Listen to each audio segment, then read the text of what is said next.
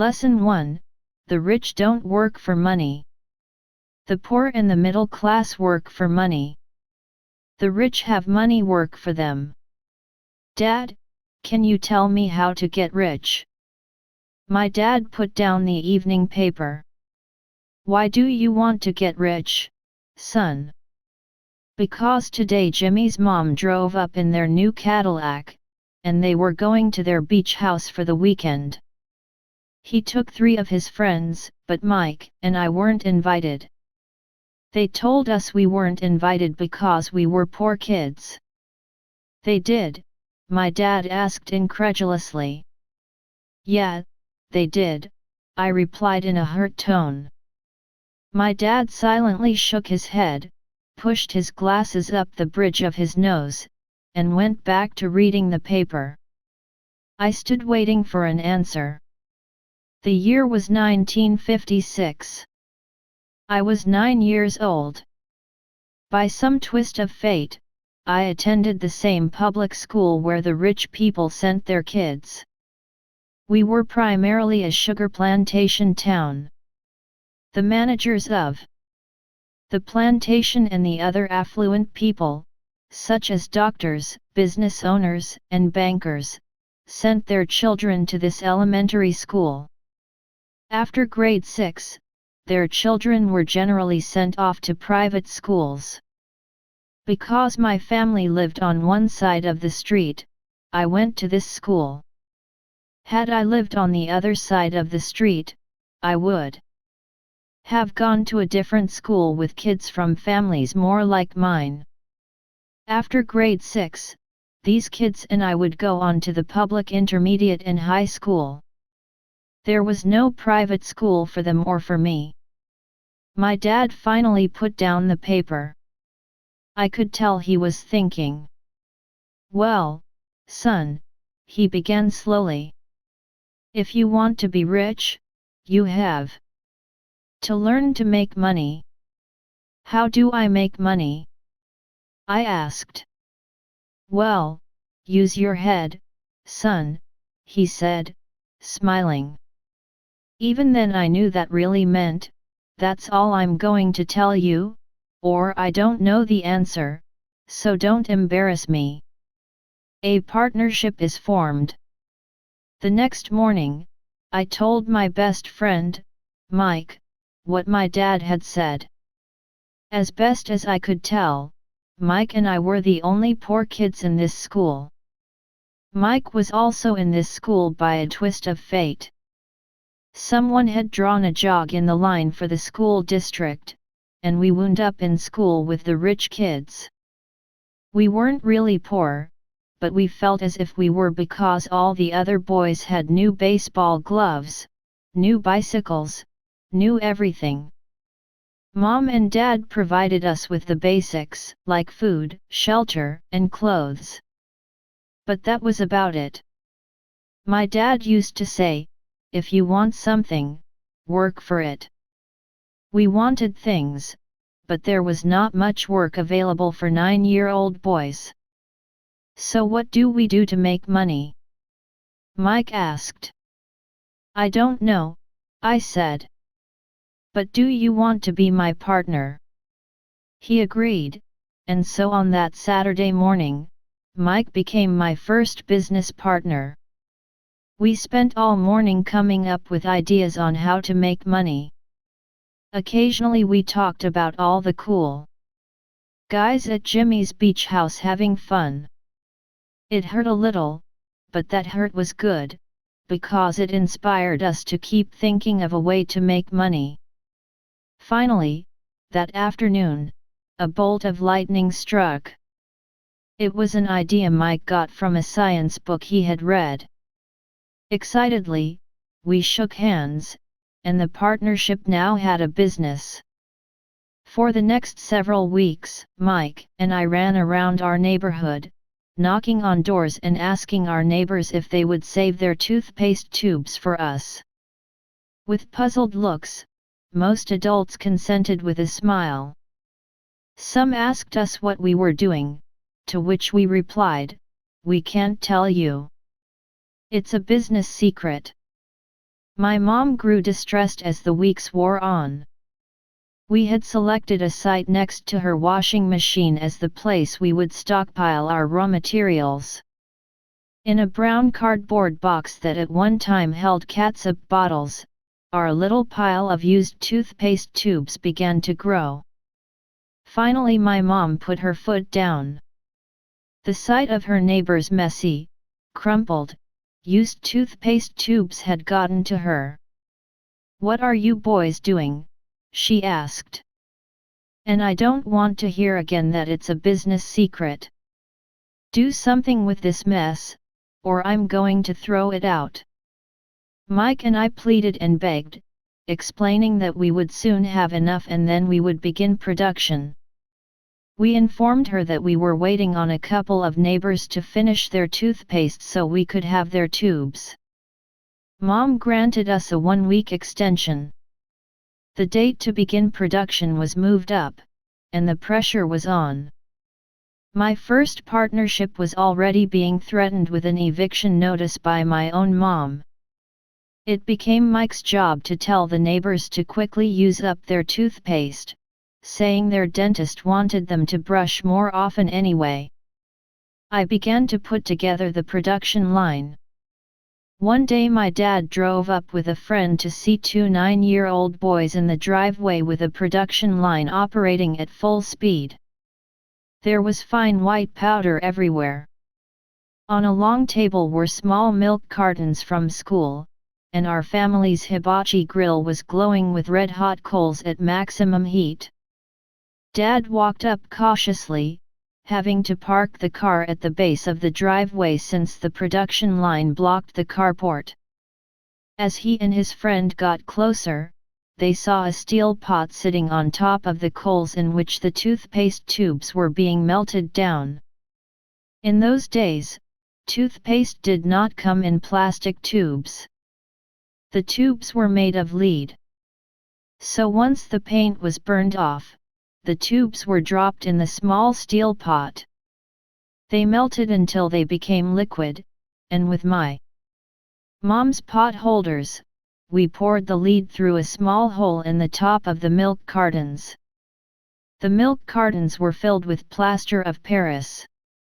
White powder was everywhere. In my haste, I had knocked the bag over, and the entire area looked like it had been hit by a snowstorm. The milk cartons were the outer containers for plaster of Paris molds. My dad and his friend watched as we carefully poured the molten lead through a small hole in the top of the plaster of Paris cube. "Careful," my dad said. I nodded without looking up. Finally, once the pouring was through, I put the steel pot down and smiled at my dad. "What are you boys doing?" he asked with a cautious smile. "We're doing what you told me to do. We're going to be rich," I said. "Yup," said Mike, grinning and nodding his head. "We're partners." "And what is in those plaster molds?" my dad asked. "Watch," I said. "This should be a good batch." With a small hammer, I tapped at the seal that divided the cube in half. Cautiously, I pulled up the top half of the plaster mold and a lead nickel fell out. "Oh, no," my dad exclaimed. "You're casting nickels out of lead." "That's right," Mike said. "We're doing as you told us to do. We're making money." My dad's friend turned and burst into laughter. My dad smiled and shook his head. Along with a fire and a box of spent toothpaste tubes, in front of him were 2 little boys covered with white dust smiling from ear to ear. He asked us to put everything down and sit with him on the front step of our house. With a smile, he gently explained what the word counterfeiting meant. Our dreams were dashed. "You mean this is illegal?" asked Mike in a quivering voice. "Let them go," my dad's friend said. They might be developing a natural talent. My dad glared at him. Yes, it is illegal, my dad said gently. But you boys have shown great creativity and original thought. Keep going. I'm really proud of you. Disappointed, Mike and I sat in silence for about 20 minutes before we began cleaning up our mess. The business was over on opening day. Sweeping the powder up, I looked at Mike and said, I guess Jimmy and his friends are right. We are poor. My father was just leaving as I said that. Boys, he said. You're only poor if you give up. The most important thing is that you did something. Most people only talk and dream of getting rich. You've done something. I'm very proud of the two of you. I will say it again, keep going. Don't quit. Mike and I stood there in silence. They were nice words, but we still did not know what to do. So how come you're not rich, Dad? I asked. Because I chose to be a school teacher. School teachers really don't think about being rich. We just like to teach. I wish I could help you, but I really don't know how to make money. Mike and I turned and continued our cleanup. I know, said my dad. If you boys want to learn how to be rich, don't ask me. Talk to your dad, Mike. My dad? Asked Mike with a scrunched up face. Yeah, your dad, repeated my dad with a smile. Your dad and I have the same banker, and he raves about your father.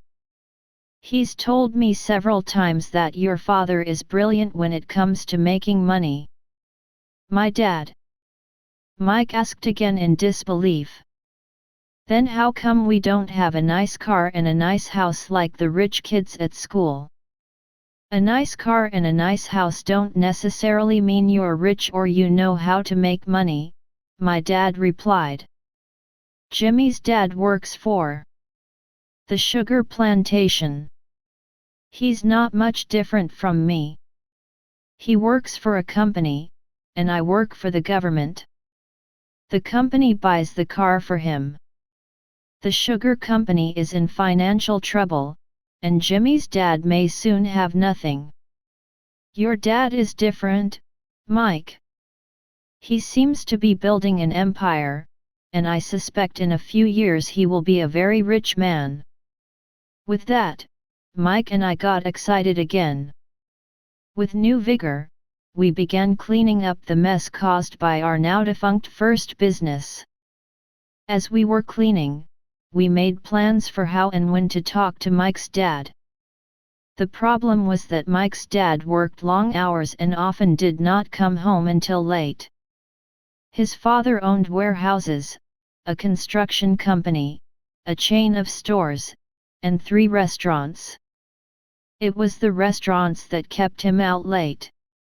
Mike caught the bus home after we had finished cleaning up.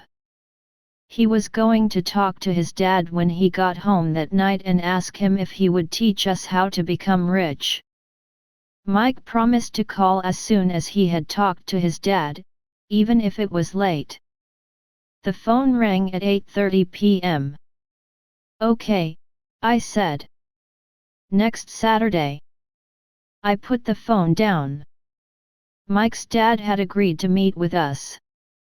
On Saturday I caught the 7:30 a.m. bus to the poor side of town. The lessons begin. Mike and I met with his dad that morning at 8 o'clock. He was already busy, having been at work for more than an hour. His construction supervisor was just leaving in his pickup truck as I walked up to his simple, small, and tidy home. Mike met me at the door. Dad's on the phone, and he said to wait on the back porch, Mike said as he opened the door. The old wooden floor creaked as I stepped across the threshold of the aging house. There was a cheap mat just inside the door. The mat was there to hide the years of wear from countless footsteps that the floor had supported. Although clean, it needed to be replaced. I felt claustrophobic as I entered the narrow living room that was filled with old musty overstuffed furniture that today would be collector's items. Sitting on the couch were two women, both a little older than my mom. Across from the women sat a man in workman's clothes. He wore khaki slacks and a khaki shirt, neatly pressed but without starch, and polished work boots. He was about 10 years older than my dad. They smiled as Mike and I walked past them toward the back porch. I smiled back shyly. "Who are those people?" I asked. "Oh, they work for my dad. The older man runs his warehouses, and the women are the managers of the restaurants. And as you arrived, you saw the construction supervisor who is working on a road project about 50 miles from here. His other supervisor, who is building a track of houses, left before you got here. Does this go on all the time?" I asked. "Not always, but quite often," said Mike, smiling as he pulled up a chair to sit down next to me. "I asked my dad if he would teach us to make money," Mike said. "Oh, and what did he say to that?" I asked with cautious curiosity. "Well, he had a funny look on his face at first, and then he said he would make us an offer." "Oh," I said, rocking my chair back against the wall. I sat there perched on two rear legs of the chair. Mike did the same thing. "Do you know what the offer is?" I asked. "No, but we'll soon find out." Suddenly, Mike's dad burst through the rickety screen door and onto the porch. Mike and I jumped to our feet, not out of respect, but because we were startled. "Ready, boys?" he asked as he pulled up a chair to sit down with us. We nodded our heads as we pulled our chairs away from the wall to sit in front of him. He was a big man, about 6 feet tall and 200 pounds. My dad was taller, about the same weight, and 5 years older than Mike's dad. They sort of looked alike, though not of the same ethnic makeup. Maybe their energy was similar. "Mike says you want to learn to make money? Is that correct, Robert?" I nodded my head quickly, but with a little trepidation. He had a lot of power behind his words and smile. "Okay, here's my offer. I'll teach you, but I won't do it classroom style. You work for me, I'll teach you. You don't work for me, I won't teach you. I can teach you faster if you work, and I'm wasting my time if you just want to sit and listen like you do in school. That's my offer. Take it or leave it." May I ask a question first?" I asked. "No. Take it or leave it. I've got too much work to do to waste my time. If you can't make up your mind decisively, then you'll never learn to make money anyway. Opportunities come and go. Being able to know when to make quick decisions is an important skill. You have the opportunity that you asked for. School is beginning, or it's over in 10 seconds, Mike's dad said with a teasing smile. "Take it," I said. "Take it," said Mike. "Good," said Mike's dad. "Mrs. Martin will be by in 10 minutes. After I'm through with her, you'll ride with her to my superette and you can begin working. I'll pay you 10 cents an hour, and you'll work 3 hours every Saturday. But I have a softball game today, I said. Mike's dad lowered his voice to a stern tone. Take it, or leave it, he said. I'll take it, I replied, choosing to work and learn instead of playing. 30 cents later. By 9 a.m. that day, Mike and I were working for Mrs. Martin. She was a kind and patient woman. She always said that Mike and I reminded her of her 2 grown sons. Although kind, she believed in hard work and kept us moving. We spent 3 hours taking canned goods off the shelves, brushing each can with a feather duster to get the dust off, and then restacking them neatly. It was excruciatingly boring work. Mike's dad, whom I call my rich dad, owned 9 of these little superettes, each with a large parking lot. They were the early version of the 7-Eleven convenience stores, little neighborhood grocery stores where people bought items such as milk, bread, butter, and cigarettes. The problem was that this was Hawaii before air conditioning was widely used, and the stores could not close their doors because of the heat. On 2 sides of the store, the doors had to be wide open to the road and parking lot. Every time a car drove by or pulled into the parking lot, dust would swirl and settle in the store. We knew we had a job as long as there was no air conditioning. For 3 weeks, Mike and I reported to Mrs. Martin and worked our 3 hours. By noon, our work was over, and she dropped 3 little dimes in each of our hands. Now, even at the age of 9 in the mid-1950s, 30 cents was not too exciting. Comic books cost 10 cents back then, so I usually spent my money on comic books and went home. By Wednesday of the 4th week, I was ready to quit. I had agreed to work only because I wanted to learn to make money from Mike's dad, and now I was a slave for 10 cents an hour. On top of that, I had not seen Mike's dad since that first Saturday. I'm quitting, I told Mike at lunchtime. School was boring, and now I did not even have my Saturdays to look forward to. But it was the 30 cents that really got to me. This time Mike smiled. What are you laughing at? I asked with anger and frustration. Dad said this would happen. He said to meet with him when you were ready to quit. What? I said indignantly. He's been waiting for me to get fed up. Sort of, Mike said.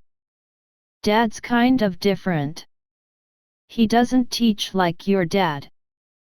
Your mom and dad lecture a lot. My dad is quiet and a man of few words. You just wait till this Saturday.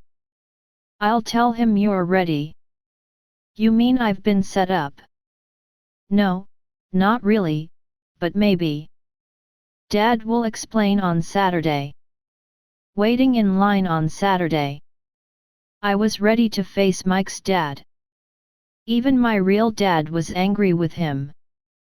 My real dad, the one I call the poor one, thought that my rich dad was violating child labor laws and should be investigated. My educated, poor dad told me to demand what I deserve, at least 25 cents an hour. My poor dad told me that if I did not get a raise, I was to quit immediately. You don't need that damned job anyway, said my poor dad with indignation. At 8 o'clock Saturday morning, I walked through the door of Mike's house when Mike's dad opened it. Take a seat and wait in line, he said as I entered. He turned and disappeared into his little office next to a bedroom. I looked around the room and didn't see Mike anywhere. Feeling awkward, I cautiously sat down next to the same 2 women who were there 4 weeks earlier. They smiled and slid down the couch to make room for me. 45 minutes went by, and I was steaming. The two women had met with him and left 30 minutes earlier. An older gentleman was in there for 20 minutes and was also gone. The house was empty, and here I sat in a musty, dark living room on a beautiful sunny Hawaiian day, waiting to talk to a cheapskate who exploited children. I could hear him rustling around the office, talking on the phone, and ignoring me. I was ready to walk out, but for some reason I stayed. Finally, 15 minutes later, at exactly 9 o'clock, Rich Dad walked out of his office, said nothing, and signaled with his hand for me to enter.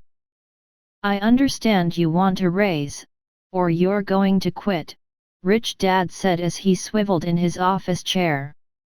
"Well, you're not keeping your end of the bargain," I blurted out, nearly in tears. It was really frightening for me to confront a grown-up. "You said that you would teach me if I worked for you." "Well, I've worked for you. I've worked hard. I've given up my baseball games to work for you, but you haven't kept your word, and you haven't taught me anything. You are a crook like everyone in town thinks you are. You're greedy. You want all the money and don't take care of your employees. You made me wait and don't show me any respect. I'm only a little boy, but I deserve to be treated better." Rich Dad rocked back in his swivel chair, hands up to his chin, and stared at me. "Not bad," he said. "In less than a month, you sound like most of my employees." "What?" I asked. Not understanding what he was saying, I continued with my grievance. "I thought you were going to keep your end of the bargain and teach me. Instead you want to torture me? That's cruel. That's really cruel." "I am teaching you," Rich Dad said quietly. "What have you taught me?" "Nothing," I said angrily. "You haven't even talked to me once since I agreed to work for peanuts. 10 cents an hour. Ha! I should notify the government about you. We have child labor laws, you know. My dad works for the government, you know." "Wow," said Rich Dad. "Now you sound just like most of the people who used to work for me, people I've either fired or who have quit. So what do you have to say?" I demanded, feeling pretty brave for a little kid. "You lied to me. I've worked for you, and you have not kept your word. You haven't taught me anything." "How do you know that I've not taught you anything?" asked Rich Dad calmly. "Well, you've never talked to me. I've worked for 3 weeks and you have not taught me anything," I said with a pout. "Does teaching mean talking or a lecture?" Rich Dad asked. "Well, yes," I replied. "That's how they teach you in school," he said, smiling. "But that is not how life teaches you, and I would say that life is the best teacher of all. Most of the time, life does not talk to you. It just sort of pushes you around. Each push is life saying, 'Wake up. There's something I want you to learn.'"